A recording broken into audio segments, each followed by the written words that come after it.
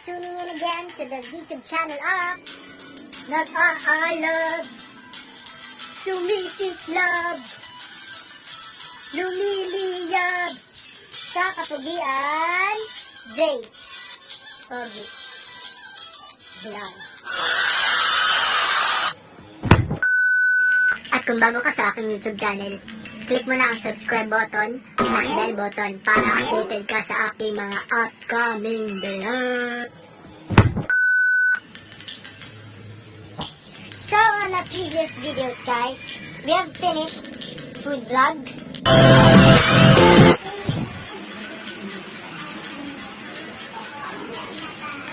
and travel vlog.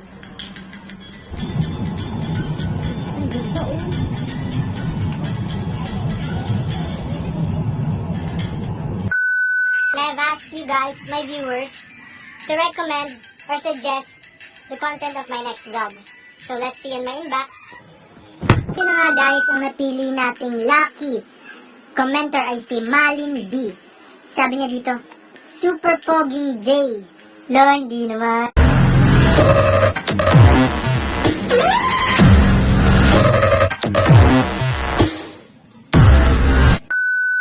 Alam niyo guys, yan ang mga klase ng babae na kailangan natin sa Pilipinas. Yung mga honest. Sabi niya dito, pwedeng next vlog mo, sagutan mo module ko. Hihi, thank you. Okay, J is on the way. So ang topic niya ay, discuss different ways in which human resource managers make use of social computing. So ano pa natin guys?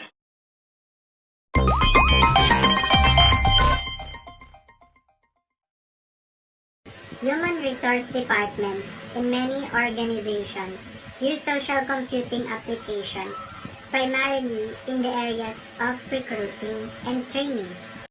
For example, Deloitte Touche Tohmatsu created a social network to assist its HR managers in downsizing and regrouping teams. Ano nga ba ang Deloitte Touche Tohmatsu?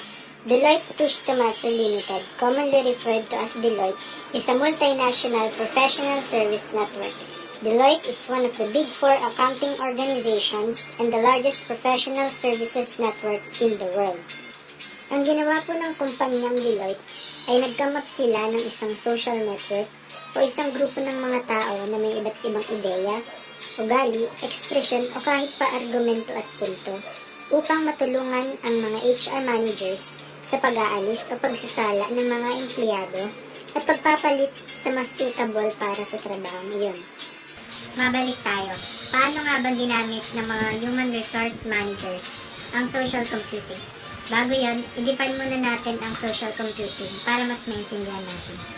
Social computing is a type of information technology that combines behavior and information systems to create value.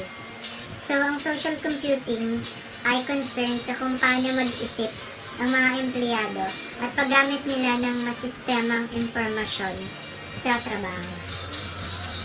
Gaya ng sinabi ko kanina, ginamit ng mga HR managers ang social computing sa recruiting and training. Pero magpo-focus tayo sa recruiting.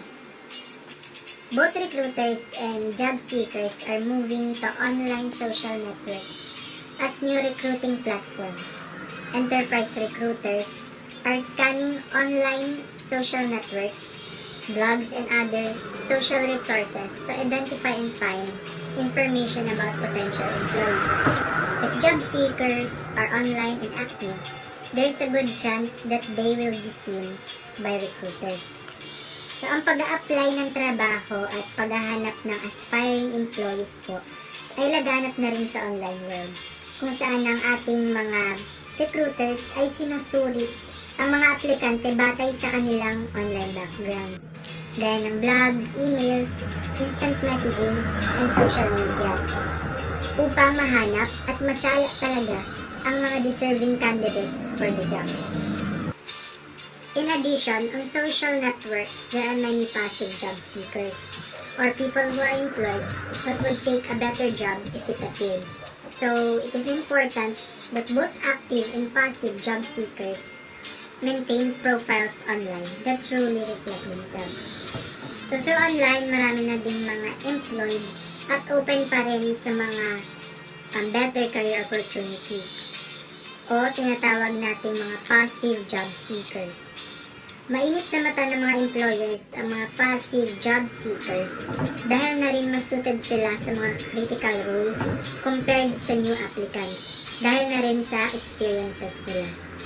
Kaya dapat active, catchy, at totoo ang mga backgrounds ng mga job seekers natin online. Some tips in your LinkedIn profile. Number 1, do have a current professional picture. Siyempre dapat ang picture natin ay recent, bagong-bago, or kumbaga fresh. Number 2, do make sure that your LinkedIn status is correct and current.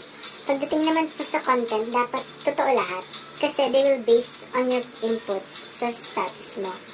Number 3, do list an accurate skill set. Do not embellish.